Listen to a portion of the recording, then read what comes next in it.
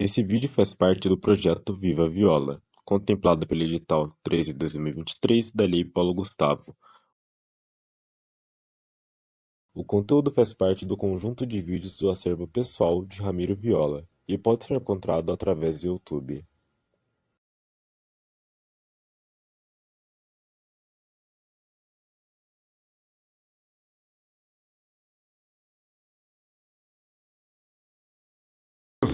A estrutura particular montada lá, eles vão ter lucro. Então eles vão criar condições e não precisará não será necessário esse dinheiro da pessoa entrar. Porque eu vejo Estados Unidos, que eu tive lá visitando, né? E eu achei que lá tem qualquer pontinho pequenininho que se transforma numa coisa grandiosa, mas dão condições. Eles vendem o produto. É a venda do produto que dá o lucro, né? Mas então, Leildo, se vai cobrar para entrar no véu de noivo, o pessoal vai na Cascata da Mata. Convida a Cascata da Mata e vão para o Rio Bonito. Convida o Rio Bonito. Eu acho que não podemos pensar em cobranças. Não, veja bem, na minha há opinião, duas situações. Não, tudo bem, tem que se chegar a uma conclusão. Há duas situações. A iniciativa privada... A iniciativa privada. Exatamente, tudo bem. Ela terá o lucro dela, mas ela pagará o imposto também. Mas ela dá condição para que o munícipe ele realmente tenha uma estrutura muito maior, muito mais forte para ele usufruir. Do município poderia se estabelecer um pedágio, mas você deve convir comigo que tudo que é de público, certo? O próprio brasileiro não valoriza. Isso é nosso, é nato. É nato, não, é duro. A gente convive, eu agora estou convivendo, não só o momento, mas eu sou brasileiro como todos nós somos. Você vai na estrada, o pessoal atira nas placas por prazer. Exatamente. Você entendeu? Você põe, vamos supor, nós estamos com esse processo de sinalização turística. Puxa, uma coisa fantástica pela Embratur que nos passou. Nós estamos viabilizando, desmembrando. Vamos que nós consigamos isso. Então muda-se toda a sinalização da cidade, os pontos turísticos, coloca-se painéis internos nos pontos turísticos, do lado externo. Eu tenho certeza que alguém vai dar tiro, vai dar um chute, você entendeu? É duro. Então é triste para a gente. Eu vivi do lá, né, como brasileiro, criticando. Hoje eu estou na pasta, eu sei o que eu vou enfrentar. E vai enfrentar. Então é duro. Vai enfrentar. Duro. Você falou sobre placa. Eu voltando da Água Nova no domingo, né? Eu vi umas placas todas furadas de bala. Ou você é o cretino, você é o imbecil. Estou falando com você, cretino, você é imbecil, você é palhaço, você é irresponsável, você é machão que tem arma, fica dando tiro. Se você erra e tem alguém atrás da placa e morre, ou se 500 metros tem a casa de um agricultor e morre, você passou, deu tiro e não sabe o que você ocasionou. Você é um cretino, você é um imbecil, você é um burro, você é estúpido, você é débil mental. Se você faz isso, eu estou chamando você de tudo isso. Que eu acho que é o único jeito é a gente ser agressivo, xingar, gritar, falar e não deixar bonitinho, não.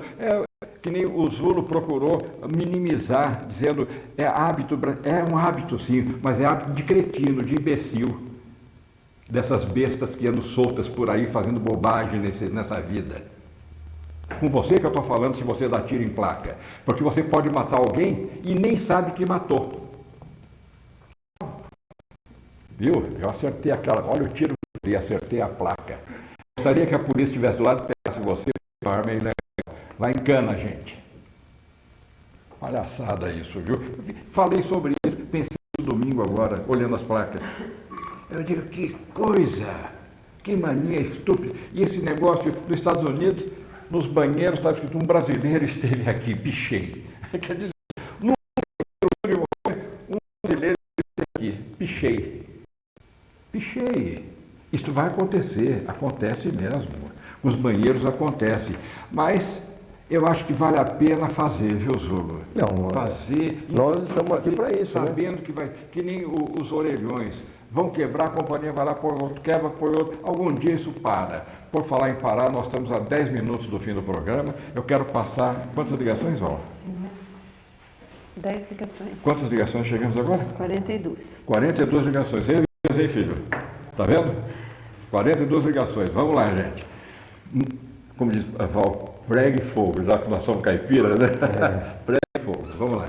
O Rafael Rafael, ele tem 11 anos, ele mora no Jardim Paraíso, ele gostaria de saber também sobre o zoológico e ele faz um comentário aqui, ele gostaria que empresas prestigiassem mais a TV Serrana. Ô, Rafael, você tem anos, vai ter mentalidade de 50, né? Só que as pessoas que não prestigiam é que têm mentalidade de 11, né? Mas vocês querem a falência, não querem vender, o problema é de vocês. Se vocês anunciarem na Serrana, vocês vão vender muito mais, né? O Zé Maria, da Vila Auxiliadora, ele pergunta como você vê os trailers na praça e nas esquinas. Qual é a sua opinião? Se você acha que deve manter ou tirar? E se tem algum estudo para melhorar essa relação aí? A Maria do Centro, que tem um projeto muito bonito na prefeitura, feito pelo arquiteto Gustavo Brito, um projeto sobre o Rio Bonito. Ela diz que se colocar esse projeto em prática seria maravilhoso para o Rio Bonito. Amigo, se você ganhar essa concorrência, eu quero a minha, viu? Tá? Não vai fazer propaganda assim de graça, viu, dona Maria? Né? Mato essa fácil. Vamos fazer uma...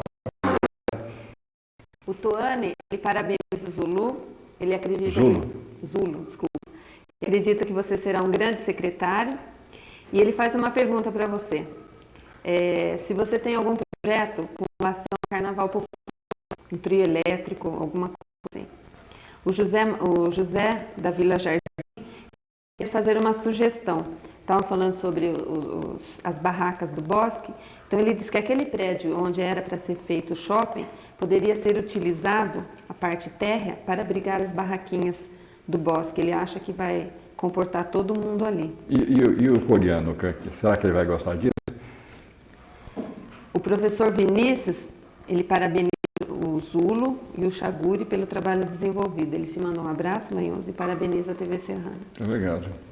O João, do centro, ele disse que ouviu na Rua Amando hoje um carro de alto-falante falando sobre o passeio ciclístico. Ele gostaria de saber qual é a idade para participar desse passeio. A Eliane, a Mari e a Eleira, elas estão assistindo ao programa, estão para elas ficaram muito felizes pela escolha, né? E ela gostaria de saber se tem algum projeto para o aniversário de Botucatu. Para o Chaguri agora. O Carle Dorini, ele está mandando um abraço para o Zulo, desculpa, e ele pergunta se você vende carne de carneiro ou se você só cria. E se você vende, ele gostaria de saber onde encontrar. E o André, da Vila dos Lavradores, ele faz uma sugestão também. Por que, ao invés de terceirizar o véu da noiva, a prefeitura mesmo não cuida, cobrando um valor simbólico para que se possa pagar funcionários e cuidar de lá? E ele acha também que deve se investir mais em placas de sinalização. Mais alguma coisa? Zulo, a bola. Eu acho que o Chaguri, por respeito, e ele só tem uma pergunta, né, com relação à criação e venda. Vamos saber do endereço dele aí para a gente comprar uns cordeiros, né, Chaguri? Vocês estão me pondo em frio que não pode vender. Nós temos um abatedor fiscal que não deixa de vender carne, que eles estão me pondo em frio. Então, nós estamos entreposto, temos diversos pontos de venda de cordeiro. Nosso entreposto tem um selo próprio. Nós não temos o selo de qualidade que nós queremos ter no entreposto nosso. Atenção, cordeiro, tem bastante cordeiro de boa qualidade, cordeiro de boa qualidade, e não tem que acabar, tem que ter um cordeiro de qualidade. Se tivesse direito com o carneiro, encontrar melhor. Antes de começar a receber, Zulo, tem um cidadão que ligou 2 vezes, perguntando a você sabe que a igreja de Rubião é uma propriedade particular. Para mexer, será que ser desapropriado primeiro?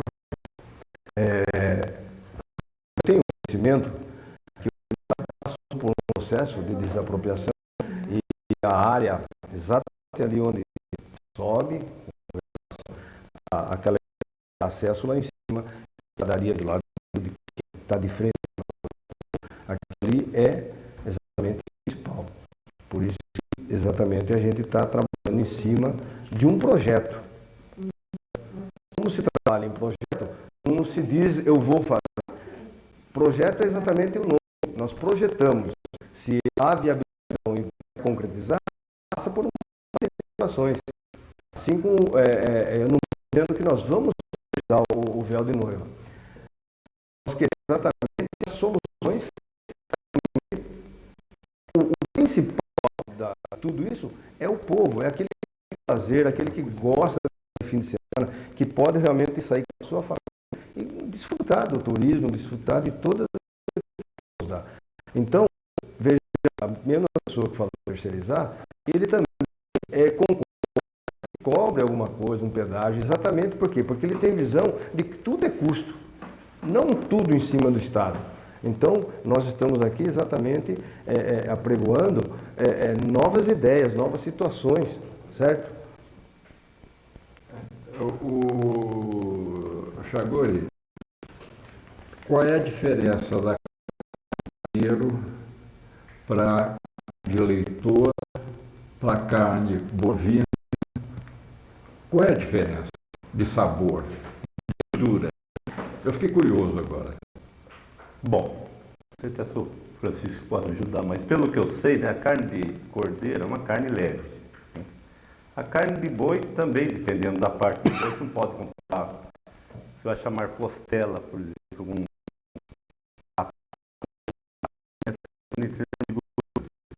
não deixa de ser uma carne mais pesada em relação à carne de cordeiro.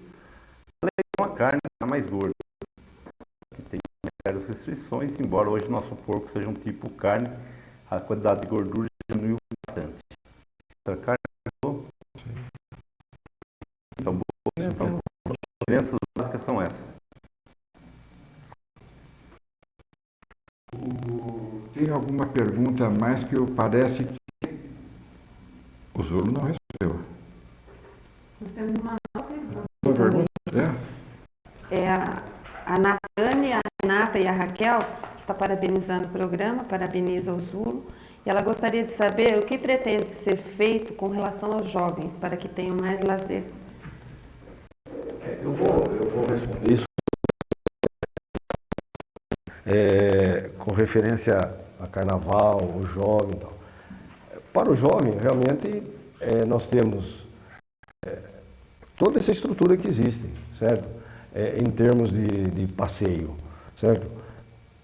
E existe o lado também que eu queria ressaltar, sobre a infraestrutura que existe no turismo. Então, veja bem, o jovem, assim como sua família, se nós dermos estrutura e condições de lazer, o jovem vai desfrutar, certo? Essa que é a grande verdade.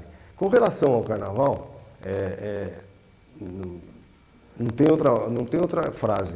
O carnaval está inserido na cultura do povo brasileiro, assim como o futebol, a praia, o samba, certo?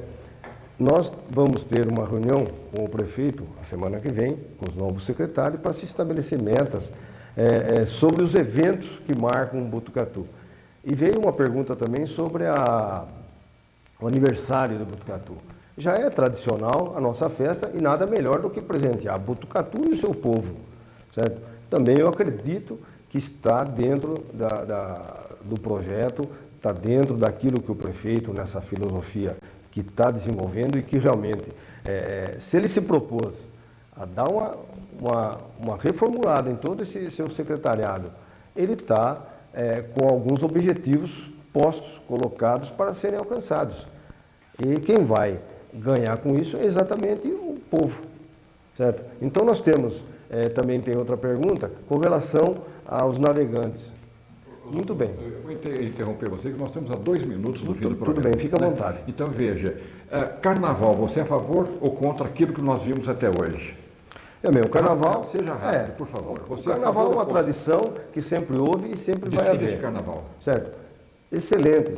Está pensando nisso? Não, eu realmente dependo exatamente do meu cargo-chefe, que é o prefeito, o que ele estabelecer, certo? Para Botucatu, mediante, sempre eu digo, condições se faça uma boa coisa.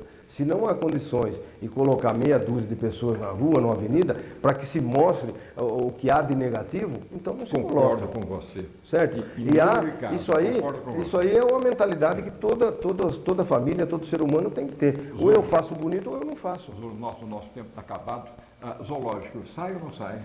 Está indo nos projetos? Não, o zoológico está caminhando. Está ótimo. Vamos encerrar o programa, porque o tempo urge e o leão ruge, né? Como é que é o negócio? Leandro, eu só queria agradecer a oportunidade. Você vai agradecer, sim. E nós estamos lá na secretaria para responder tudo aquilo que foi perguntado. Eu não respondi. Estamos lá às ordens. Bom, então eu ia passar o microfone para a sua despedida, você já deu.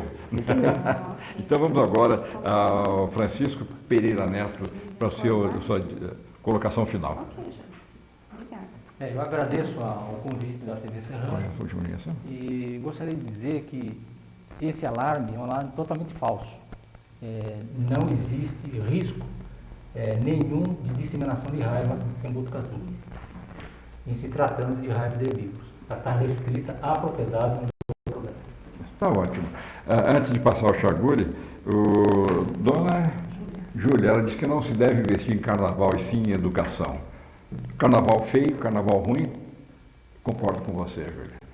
Chaguri, eu sempre falo, a câmera é sua, não vou falar que você leva. Eu levo mesmo. Leva mesmo. Então, sua despedida.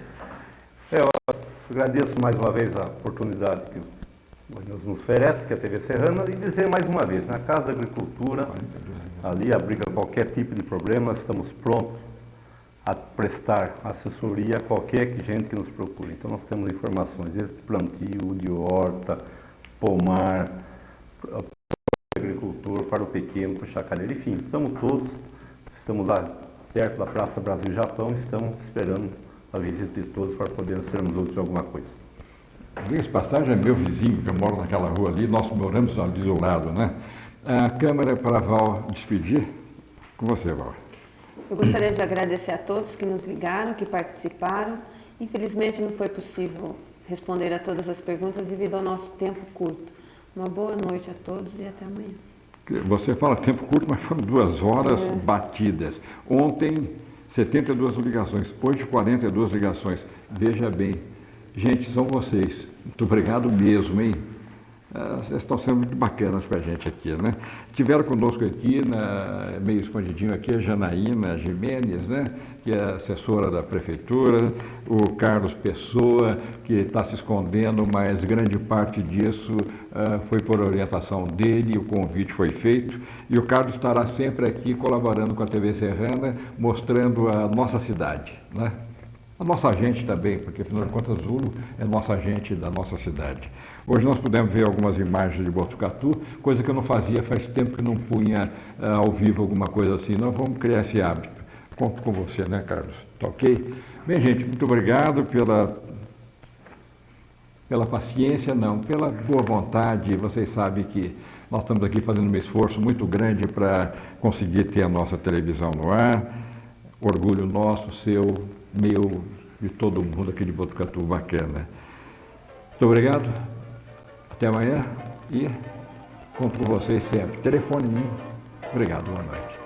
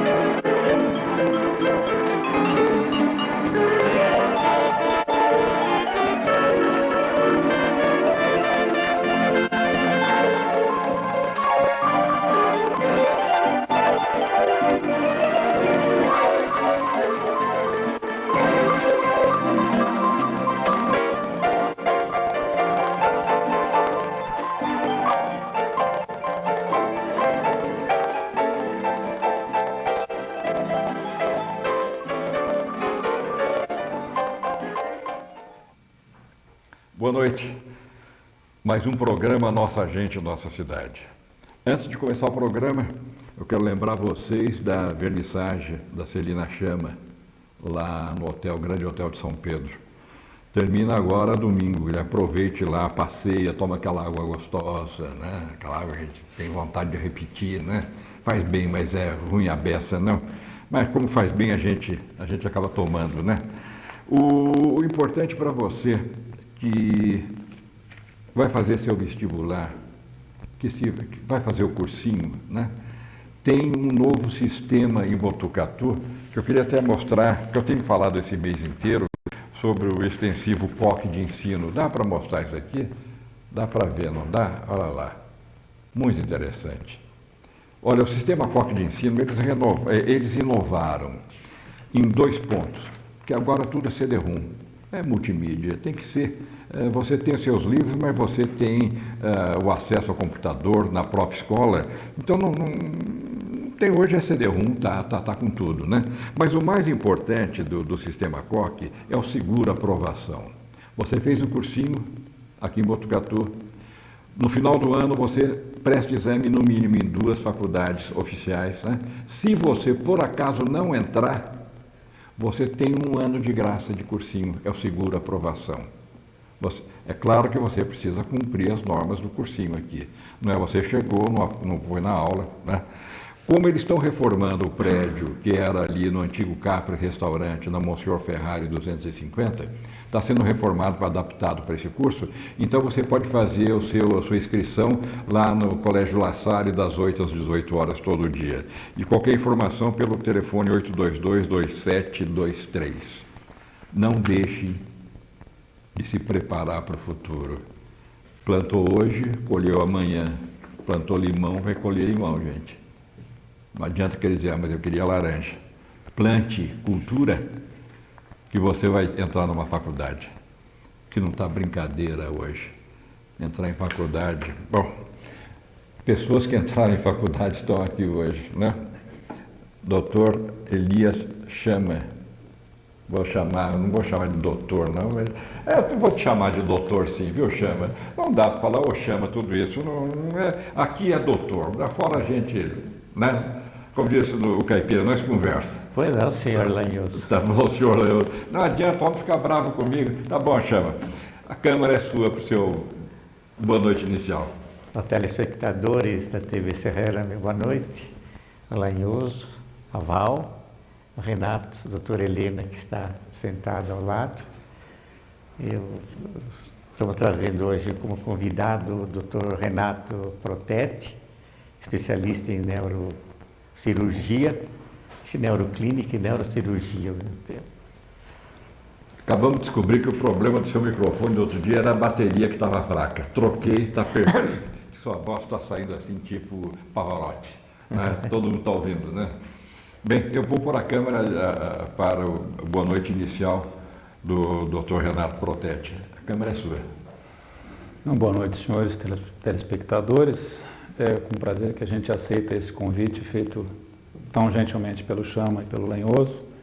Estamos aqui à disposição para esclarecer algumas coisas que sejam possíveis. A especialidade do Dr. Renato Protetti é cabeça, neurocirurgia. É aquela coisa que quando mexe, precisa ser muito bem mexida, né? Porque se você vai fazer uma coisa que não saiu bem, você arruma, mas cabeça, cérebro, a coisa é muito séria. Eu acho que eu lhe falei que eu sou primo do falecido Matos Pimenta, né? Já me disse. E o Matos Pimenta, ele foi considerado, inclusive, na época dele, o papa da neurocirurgia. E o doutor Armando Alves também, que faleceu, ficou muito tempo com o Matos Pimenta, né, com a Luísio, e ele sempre falava, quando mexe na cabeça, no cérebro, a gente tem de ver o que a pessoa é, se é um intelectual, se é um esportista, para ver no que vai mexer, para não mexer naquilo que não pode, né? Isso tem um fundo verdadeiro, né? Porque se a pessoa tem que tirar alguma parte do cérebro, alguma coisa na pessoa vai ser prejudicada, não vai, doutor Renato? Evidentemente que nós sempre temos que estar atentos ao tipo de doença, ao tipo de problema que essa pessoa possa ter. Claro que essa afirmação que você está dizendo tem algum sentido, mas evidentemente depende muito do que a gente tem no cérebro ou na medula dessa pessoa. Muitas vezes você está mais preocupado em preservar a vida. Nem sempre a gente pode... Né? Sem dúvida. Existem, inclusive, por exemplo, em algumas doenças, na epilepsia, por exemplo, onde você tem pacientes onde a dificuldade é muito grande do controle das crises, então existem cirurgias para tentar corrigir essa doença, esse problema. E existe um teste onde se verifica qual é o lado dominante do cérebro, certo? Então, pessoas que têm o lado esquerdo dominante, que é a grande maioria, e outras pessoas que têm o lado direito. Então, isso pode ter alguma importância, dependendo do que se pretenda fazer. A neurocirurgia é sempre muito delicada, né? Sempre, porque, inclusive, uma vez eu perguntei até ao Gabarra, eu disse, Gabarra, doutor Gabarra, né, que era meu vizinho, eu disse, existe por acaso um local no cérebro que a gente não possa mexer? Que no cérebro pode mexer, entendeu? Mas tem um local que não pode mexer. Na verdade, se mexer, a pessoa morre, não tem? Não é apenas um local, né?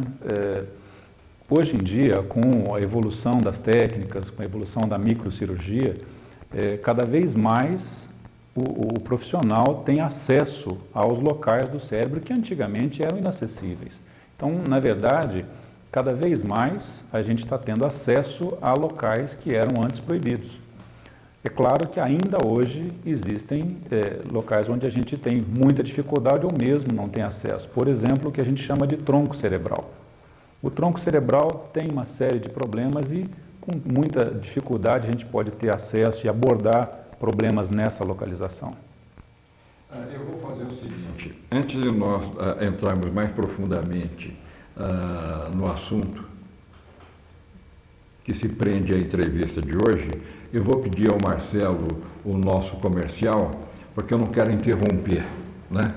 Então, nós vamos ter aqui 1 minuto de comercial, se não interrompe a nossa programação, e nós vamos pôr à disposição o nosso telefone para que todas as pessoas possam ligar, porque o assunto é muito importante. Nós vamos pôr em seguida, nós vamos pôr o nosso telefone no ar e atender seus pedidos. Resolveu o problema da câmera? Não. Vamos pôr nosso comercial no ar, então, por gentileza. Em Botucatu, você só tem a ganhar. Ganha emprego. Prestigiando o comércio local, aumenta a oferta de emprego, contribuindo para o desenvolvimento da própria cidade. Comércio forte é garantia de oportunidade de trabalho. CDL Sincovab. Sistema COC, o que há de mais moderno na informática aplicada à educação. Por isso, você que está aí, pai e mãe, procurando uma escola de qualidade para seu filho, traga seu filho, traga sua filha para o La Salle. Aqui ele, ela vão ter uma formação integral. La Salle 2000, mudando para melhor e à frente de seu tempo. Comprando em Botucatu, você só tem a ganhar. Ganha emprego. Prestigiando o comércio local, aumenta a oferta de emprego, contribuindo para o desenvolvimento da própria cidade. Comércio forte é garantia de oportunidade de trabalho. CDL Sincovab. Bem, gente, às vezes nós temos uns pequenos probleminhas que a gente resolve na hora. Televisão é assim mesmo, que a televisão interior a gente faz na raça, né, chama. E parece que está tudo resolvido.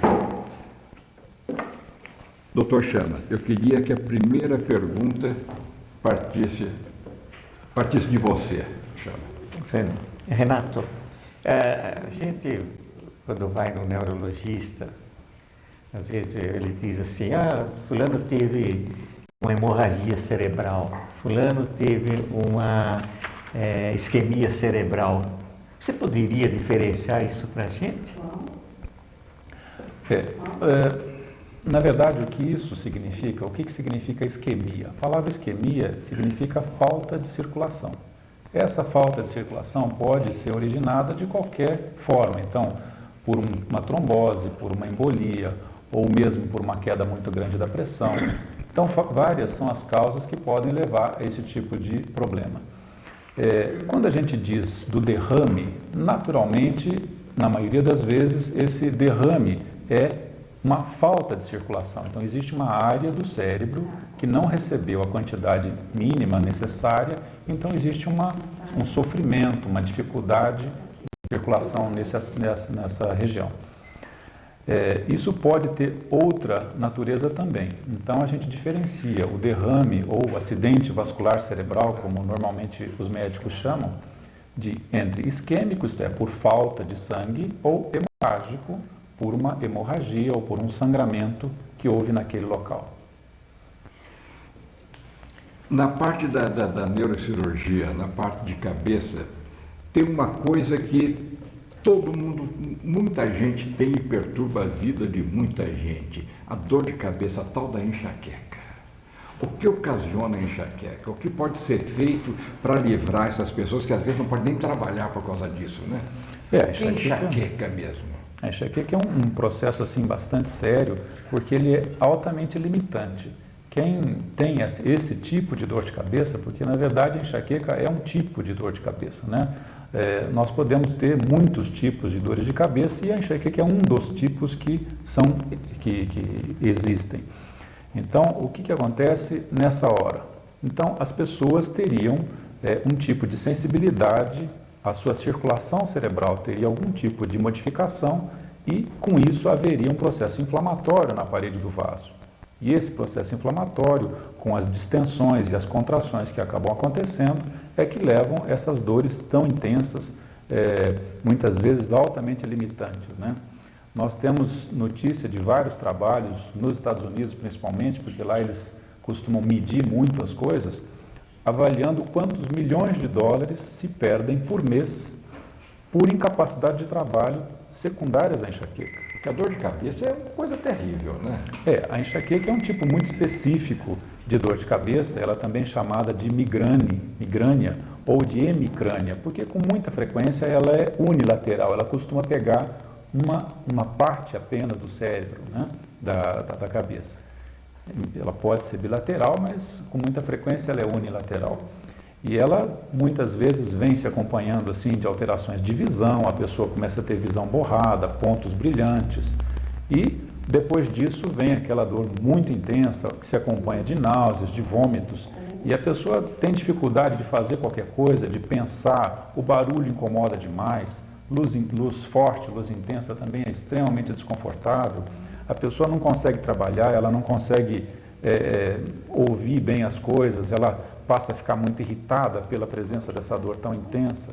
Então, é uma coisa extremamente limitante. E a enxaqueca é curável? Na verdade, como eu disse, ela é uma hipersensibilidade do organismo daquela pessoa. Então, existe um controle. Você consegue, através de tratamento adequado, de medicamentos e de uma série de manobras, a gente consegue fazer com que esse tipo de acometimento seja bastante minimizado e, às vezes, até desapareça. Tá? O que ocasiona? É hereditário enxaqueca? Existe um componente familiar. Você encontra com muita frequência pessoas de uma mesma família com queixas muito semelhantes, tá certo? Embora isso possa ocorrer individualmente, sem que haja qualquer membro da sua família que tenha uma queixa igual, e você pode surgir. E a gente tem observado na clínica, com uma frequência progressivamente maior, o aparecimento de dores desse tipo em crianças. Em crianças também? Em crianças. Nós temos notícia de casos de criança com 6 anos, 8 anos, já se queixando de dores típicas, enxaquecas típicas. Eu ouvi falar em relação, quando eu fumava muito, eu tinha dor de cabeça, né? Às vezes vinha dor de cabeça, e não era enxaqueca não, porque era o cigarro que ocasionava isso, né? Já fumava cachimbo, lembra, Jean? O cachimbo era o dia inteiro, cachimbo na boca, desesperado, né? E eu tomava o tal do migrane. Agora que eu vi que essa enxaqueca chama-se migrane? Chama migrania. migrânia, então o remédio era migrânia, era o único que salvava a minha pátria, né? E eu vi muita gente tomando migrânia. Agora, como evitar alimentação? Eu gostaria que essa é uma coisa interessante. Desse um apanhado geral para todo esse pessoal que tem esse problema, que eu acho que vai gostar. Inclusive, perguntem, porque olha, a chance é muito boa agora.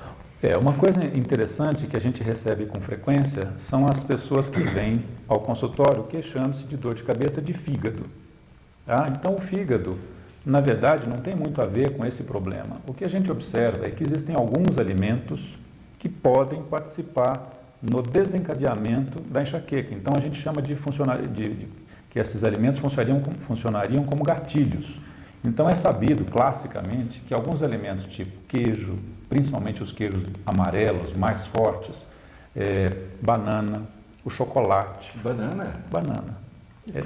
Classicamente, é uma das frutas que pode, em algumas pessoas, desencadear uma crise de enxaqueca. Chocolate eu concordo, que eu comia chocolate não desesperado. Eu, uma moleque, ia no cinema, aquele pacotão de amêndoa com chocolate, era direto, entende? Mas e junto com isso tem a amêndoa, né? Porque os alimentos mais oleosos... Tudo que não devia eu fazia. Mas a banana para mim é uma surpresa. É clássico isso. Veja, não quer dizer que cada vez que você comer uma banana, se você tem predisposição a ter enxaqueca, que você vai necessariamente ter essa crise. O que a gente observa é que existe uma somatória de fatores. Então, se você ingeriu algum desses alimentos que predispõe à dor e teve um dia mais pesado, está mais cansado, mais estressado, dormiu mal, são coisas assim que são fatores que se somam e juntos produzem a dor. E isso gera alguma dúvida, só para te interromper, porque... Não fui eu que te interrompi. Porque, veja, muitas vezes isso gera dúvida, porque a pessoa fala, puxa, mas eu comi queijo ontem e não tive nada. Ou eu fiz tal outra coisa, comi chocolate e não aconteceu nada. Então o chocolate, para mim, não faz mal. Então a gente sempre deve lembrar que um fator único, isoladamente, pode não ser suficiente para desencadear a crise. E o que a gente observa é que, muitas vezes, somatória de fatores é que é suficiente para provocar a crise. Veja bem, chocolate, banana, queijo amarelo. A bebida alcoólica tem influência? Tem. É sabido que as bebidas, principalmente o vinho e, eventualmente, a cerveja, podem funcionar como gatilho. Os outros...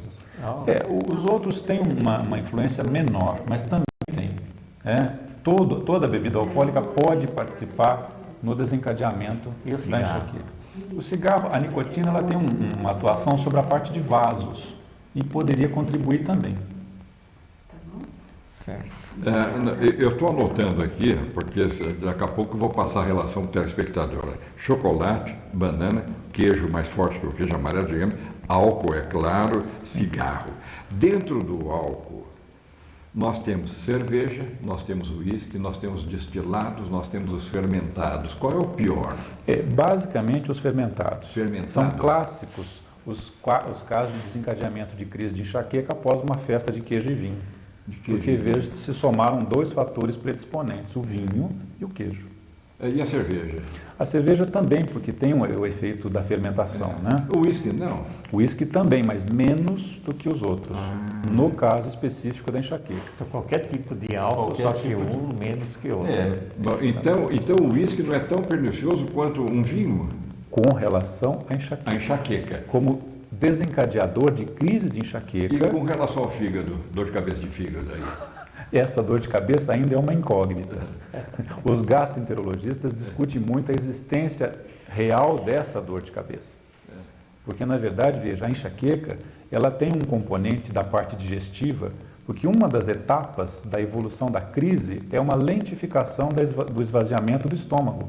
Então, a pessoa tem aquele estômago ruim, não consegue fazer a digestão e depois vomita. Então, isso tudo, por isso é que se pensa que seria uma coisa de dor de cabeça de fígado. Mas o fígado, coitado, nessa hora não teve participação alguma. O fígado dá dor de cabeça? Normalmente não é, a gênese não é por aí. Tá? Tanto que nós recebemos com muita frequência encaminhamentos dos gastroenterologistas que investigam os pacientes com dor de cabeça e falam, olha, você não tem nenhum problema digestivo, nem de fígado, vesícula, nada disso. É provavelmente uma enxaqueca e que pode estar sendo desencadeada por um fator alimentar. É engraçado, todo mundo fala, meu fígado está estourando, minha dor de cabeça. Então o fígado não tem nada a ver com a história. Na verdade, é muito ele discutível esse tipo de daquilo coisa. que ele não fez. Exatamente. Você está vendo, gente? Eu achava que o fígado era o vilão da história. Bebi o meu fígado, e negócio de tomar remédio para fígado não adianta nada, então. Para dor de cabeça. Para enxaqueca, não. Não, mas para aquela dorzinha de cabeça aí você vai ter um outro tipo de dor de cabeça. E aí um analgésico comum vai funcionar. Vai funcionar. Um antes ou depois resolve, né? Isso aí, esse tipo de dor de cabeça funciona. Funciona, né? Agora, mas essa dor de cabeça, a dor de cabeça são duas quando bebe. Uma porque dói a cabeça e outra porque depois vai ter que aguentar as besteiras que fez e geralmente vai ter dor de cabeça por causa disso. Para consertar. Para consertar. E a enxaqueca pode ser psicológica, né? Existem os componentes emocionais da enxaqueca ou de dor de cabeça de qualquer natureza. Uma das dores de cabeça mais frequentes na clínica é a chamada cefaleia tensional. Então, tensional? Tensional, de tensão nervosa. Então é aquele fator que, na medida em que você fica tenso, você contrai toda a musculatura. E nós temos na cabeça uma grande quantidade de músculos inseridos sobre a cabeça e que quando a gente está tenso, a gente está nervoso, a gente contrai isso aí. É muito frequente você observar uma pessoa tensa com o senho enrugado. Então ele está contraindo essa musculatura. E a gente observa, se você lembrar da anatomia, nós temos os músculos temporais, ficam inseridos assim na cabeça. E os de trás, os occipitais, eles se inserem assim. Então funciona como se fosse uma tiara, apertando a cabeça. Então, por isso que a gente tem essa cefaleia em aperto, a sensação de que está apertando a cabeça. Bom, essa dor de cabeça, eu acho que aquela que você tem duas, né, que eu já falei, não é assim tanto problemático, mas a enxaqueca que é sério. Chocolate, banana, queijo forte, álcool, cigarro, o que mais para evitar? É também descrito que alguns temperos que são muito usados, baseados principalmente no glutamato monossódico, isso daí é o aginomoto, é o sazon. Para algumas pessoas pode funcionar como gatilho.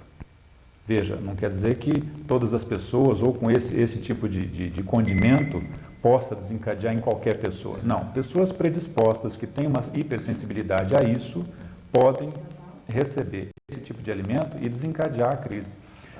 Aquela propaganda que fazem com amor do Sazon, é aquilo?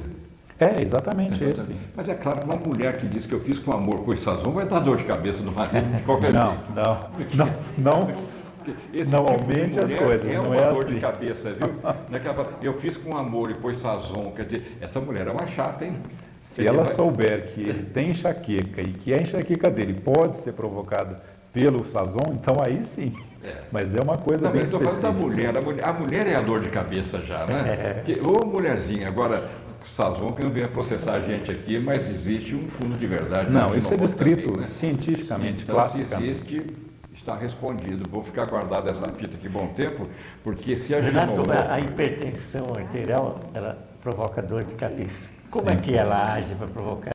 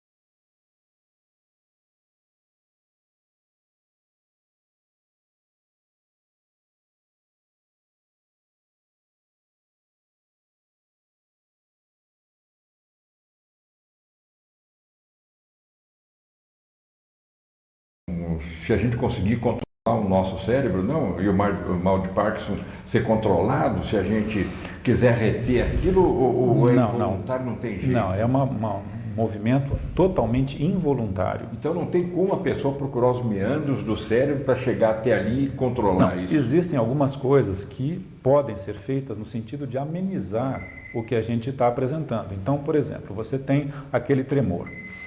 É clássico que a pessoa, sob tensão, aumenta o tremor. Então, se ele procurar relaxar a musculatura, relaxar o membro, então ele vai ter menos tremor, menos, mas não vai sumir. Percebe? Então, mas vai ter de qualquer jeito. Vai ter de qualquer jeito. E muitas vezes a gente observa, perguntando para a família, porque às vezes a pessoa está assim completamente distraída, vendo uma televisão, batendo um papo e o braço está lá tremendo.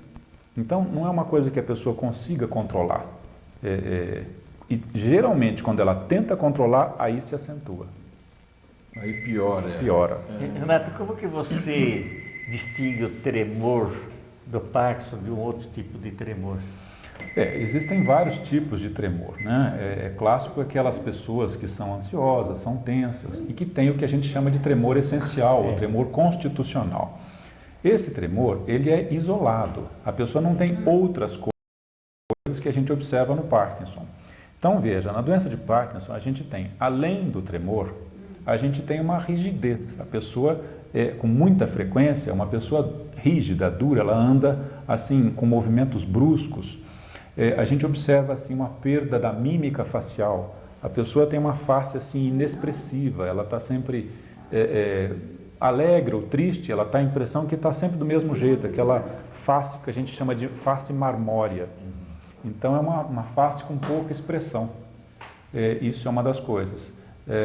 Existe uma outra coisa que também já aparece em fases mais tardias do Parkinson, onde a pessoa sentada ou parada em pé, na hora de ela iniciar o movimento, ela faz um movimento assim como se ela estivesse patinando no lugar. Então ele dá vários passos no mesmo lugar para depois iniciar a caminhada. Então, a gente chama isso de festinação. A pessoa estaria patinando. Então, isso daí, esse e outras coisas, a gente vai juntando na avaliação clínica, neurológica, para diferenciar uma coisa da outra. Isso me lembra uma coisa que me foi dito que parece canseira. Quando a gente está sentado no carro, por exemplo, a gente está parado e outro carro movimenta, dá a impressão que somos nós que estamos movimentando. Que peça é essa que o cérebro nos prega? Não, na verdade, veja, você tem aí todo um mecanismo de controle, de coordenação e equilíbrio. E isso daí estaria envolvido na parte posterior do cérebro, na região do cerebelo, que nos dá a coordenação e equilíbrio. Tá certo? Então, na medida em que você tem um movimento relativo diferente, então você pode ter essa sensação de diferença de movimentos.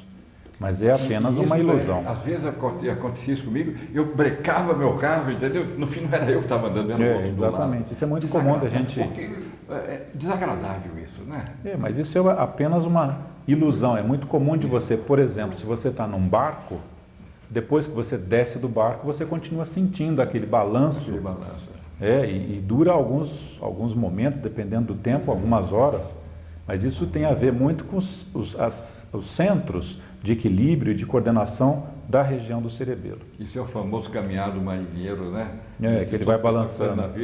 Ele já anda meio balangando assim, né? Isso eu sei que eu tenho um barco. Há alguma restrição alimentar ou de bebida para os parkinsonianos? Não, com relação a isso não. Evidentemente a gente tem que tomar cuidado, porque geralmente são pessoas que têm toda essa limitação, então você restringe o alimento para uma digestão mais leve. Mas especificamente em termos de alimentação, não. Não existe assim nada que você proíba para o parkinsoniano. Então, fala assim, neurologista, você pensa logo na cabeça. Mas neurologista não trata só problema de cabeça, trata de outros problemas, né? Sem dúvida. Da coluna, a medula. A neurocirurgia tem uma atuação onde exista tecido nervoso. E o tecido nervoso existe além do cérebro, ele existe na medula, ele existe nos nervos periféricos. Então, existe uma atuação sempre que haja comprometimento de qualquer tecido nervoso. Então, a diferenciação que a gente sempre faz, porque às vezes a pessoa pensa no neurologista especificamente, onde a pessoa seja nervosa. Na verdade, não é apenas isso. Todos os comprometimentos do sistema nervoso, que não precisa ser necessariamente nervoso, você pode ser uma pessoa extremamente calma e ter um problema do sistema nervoso. Doutor Renato, tá uma coisa que está em evidência, aquele jogador de futebol que parece que vai ter que fazer um problema de transplante de medula, né? Não sei se está ouvindo falar disso. Não, mas aí é outra medula. O que é isso? Não, isso é outra coisa. Nós temos a medula espinal, então é aquela que fica, é a continuação do cérebro que vai por dentro da coluna. Mas tem a ver com o cérebro, não tem? É parte do tecido do sistema nervoso central. Essa medula que faz transplante é a medula óssea. É óssea. É a que fica aqui no externo. Então, sim. essa é a que... Não tem nada a ver com a nada outra a ver. medula. São porque dois... fala-se muito medula, a gente pensa quebrou, fica paraplégico, tetraplégico. Não, mas é outra medula. É outra medula, tem né? Nada a ver. Tanto é que, veja, o transplante de medula é quando você tem um doador que tira e oferece isso daí. São punções, são coisas desse tipo. Tá? A medula espinal, essa não tem como fazer transplante. A hérnia de disco é na outra medula, né? É na medula da coluna. Da coluna. Né? E como é que se cura a hérnia de disco hoje? Bem, veja, a hérnia de disco é uma coisa que tem que ser assim muito criteriosamente avaliada, porque houve uma época onde hérnia de disco era igual cirurgia. Tá? Então a pessoa tem uma hérnia, tem que operar. E isso levou, como em tudo na medicina, ao modismo do 100%. E a gente sabe que a unanimidade nem sempre é muito inteligente, para não dizer burra. Então, hoje em dia, cada vez mais você restringe e você limita a indicação da cirurgia a casos muito específicos, onde você tenha comprovadamente a compressão de uma determinada raiz e essa raiz comprimida é que está levando toda aquela dor e aquela alteração de sensibilidade que a pessoa está apresentando na perna ou no braço, porque a hérnia de disco também acontece no pescoço. No pescoço também, né? Veja, você tem as vértebras cervicais, você tem as vértebras torácicas e tem as vértebras lombares. Você tem um disco entre cada vértebra e você pode ter hérnia em todas elas. Claro que existem as áreas mais frequentes, os locais de formação de hérnia, até pela movimentação que nós temos na nossa coluna. Então, claro que as hérnias na parte final da coluna lombar são as mais comuns, são as mais frequentes e geralmente é elas que a gente se refere. Mas você pode perfeitamente ter hérnias cervicais, onde a dor que a pessoa tem, ela irradia para o braço, para a mão, a pessoa tem limitações importantes na movimentação, na sensibilidade. A gente vê com frequência pessoas que não conseguem escrever, têm dificuldade de pegar uma coisa mais delicada e leva, inclusive, à atrofia do antebraço, do braço e tudo mais. Antes de fazer as perguntas, eu nunca deixo de fazer minha piada. Eu não posso, por mais sério que seja a piadinha dele. Falou de disco em cada vértebra. Imaginou se fosse Fuscão Preto aquele disco em cada vértebra? O cara ia sofrer demais, né? Não? Precisa ver um disco. Se for um disco de Roberto Carlos, assim, talvez não fosse sofrer tanto, né? Vamos às perguntas, porque senão... Posso fazer uma perguntinha antes só? Claro. Quais são as causas extramedular que podem causar a hérnia de disco? Veja, claro que a atividade que a pessoa tem, então a postura, o tipo de trabalho, um trabalho onde a pessoa tenha que fazer muita força e principalmente fazer força abaixando, tá? Então flexionando a coluna, a gente tem uma predisposição muito maior, tá certo? Pessoas que já têm uma predisposição pessoal, porque o disco ele é um tecido fibroso e que, se pressionado, ele pode se romper e deixar extravasar o núcleo do disco. Então, com isso, você tem a compressão sobre o nervo e é isso que produz a dor. Atividades muito sedentárias, então a gente vê com frequência pessoas que trabalham como motoristas, bancários, pessoas que têm uma atividade sedentária sem atividade física, esportiva, onde vai haver um fortalecimento da musculatura, então você acaba tendo uma predisposição maior. E, às vezes, fatalidades, né? Você pode ter o que a gente chama de hérnia traumática. Então, são acidentes onde a pessoa cai e cai sentado. Então, nessa hora, você tem como que uma explosão do disco e a gente compara como se fosse assim, aquela bolacha recheada, onde você apertou, o recheio sai. E na medula existe uma série na coluna, existe uma série de detalhes de anatomia que limitam para onde esse disco pode ir. E ele pode ir, geralmente, em direção à saída da raiz nervosa. E é por isso que dói. Eu tenho um problema que eu dei uma mancada uns 20 anos atrás, aquele vaso enorme de grande, eu abaixei para levantar, fiquei no lugar. Mas que eu levantei, deu aquela dor, disse, não, vou levantar, senão vou ficar. Levantei até hoje, às vezes, um movimento bobo que eu faço, vem a dor. Né? Isso é muito comum, são movimentos, e veja, não é necessário que haja um esforço, um peso tão grande. Você não deve se esquecer que o peso maior do nosso corpo está da cintura para cima. E a alavanca que nós fazemos ao nos abaixarmos para apanhar uma coisa qualquer no chão, mesmo que seja leve, nós temos a alavanca e todo o peso do nosso corpo pressionando a parte final da coluna. Então, com isso, nós podemos desencadear, às vezes, abaixando para apanhar um sapato, alguma coisa no chão e romper um disco e provocar uma hernia de disco nesse momento. O doutor não aconselha a operação de hernia de disco para tua? Deve ser feito um exame muito rigoroso. Sem dúvida. Né? Cada vez mais as sociedades preconizam que você tenha muito cuidado na indicação da cirurgia. Porque, veja, a cirurgia que dá certo é aquela que foi bem indicada.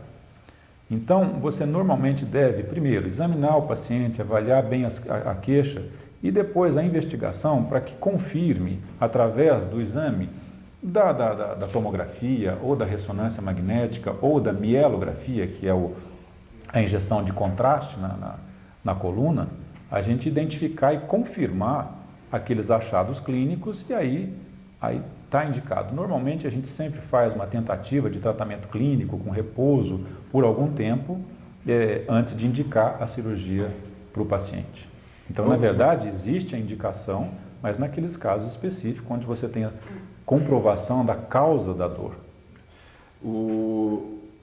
As perguntas nós vamos agora para ver. Eu não sei que perguntas são, mas eu tenho a impressão que deve ser tudo relacionado à dor de cabeça. Estou certo, Val? Maioria. Então acertei. Vamos lá. Bem, o Pascoal Martucci e a Ana Luísa, eles estão mandando um grande abraço para o Dr. Renato, um abraço de gratidão por ter cuidado da pequena Natália há 12 anos atrás. Eles são de São Manuel, estão transmitindo esse abraço. A Diná da Coab 1, ela pergunta se o uso do corticoide, é esse mesmo termo? Corticoide. Ou a própria doença, LES, poderá trazer problemas ao cérebro, já que ela sofre de dores de cabeça constante. Faz todas? Vamos fazer todas ou prefere por parte? Vamos responder. Vamos devagar. Vamos responder. Sim, emocionante a gente, depois desses anos todos, reencontrar ou pelo menos ouvir falar das pessoas. A Natália foi uma pessoa, uma pacientinha que marcou muito a nossa vida. Então, a gente fica até emocionado. O corticoide é um medicamento que a neurologia usou muito. Antigamente a gente até brincava que o neurologista sem corticoide não sabia fazer mais nada. Hoje em dia, claro que isso já vem mudando muito. As coisas foram sendo melhor estudadas e a gente está vendo assim que o uso do corticoide é cada vez mais restrito, até porque o efeito benéfico que se acreditava que existia para as doenças neurológicas é cada vez menor a comprovação disso. Tá?